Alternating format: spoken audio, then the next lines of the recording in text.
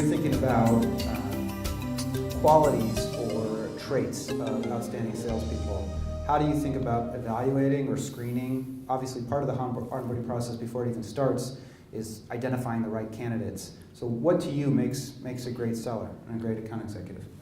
So I think it really depends on the go-to-market. So what's the name of the new company that you're My doing? new company? Yeah. It's confidential.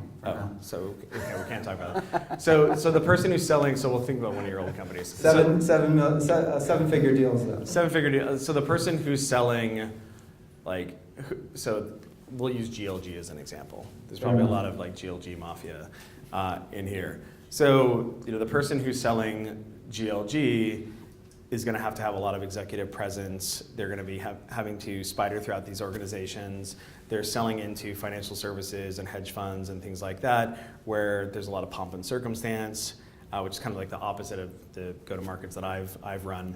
And so there's a certain type of human that's required for that. Whereas like Slice, when I think about what Slice's business is, it's just rolling up thousands of like pizza parlors every week, or sorry, every month or what have you. So that's like that's a lot of high activity, completely like not worried about somebody like rejecting you, et cetera. So I think that it really kind of depends on the go-to-market. So who works at an organization that's that's larger than 1,000 people here? Okay, so these are all startups, largely. Okay, good. So when I think about, so that answer was, okay, great, it depends on the go-to-market. But then when I think about early stage startups where you're having innovative software that is usually changing how people think about how they need to do their job, those sellers are more, I emphasize folks who have high intellectual capacity crossed with grinderness. You can't have people who are just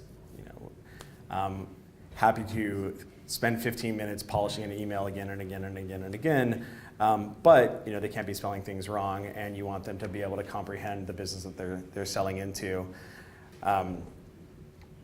Yeah, I think those are the two biggest things there. Probably the biggest hiring hack that I figured out accidentally at TalentBin that's kind of related to that was a lot of people talk about hiring out of, and I'm sure the Closer IQ folks can give us an earful about this. A lot of people talk about hiring for folks who have a background in athletics. One specific type of athlete that I realized accidentally after we hired one of them and then ended up hiring 5 more of them was crew rowers. Specifically because it's a team sport composed of individuals, which is kind of what sales is. And then moreover, it's very metrics driven insofar as how successful you are at rowing is really just kind of the output of the quantity and quality of your rowing behavior. But a lot of it is just pain and how much activity that you're going to do. And so that's actually a really awesome untapped source of SDR hiring.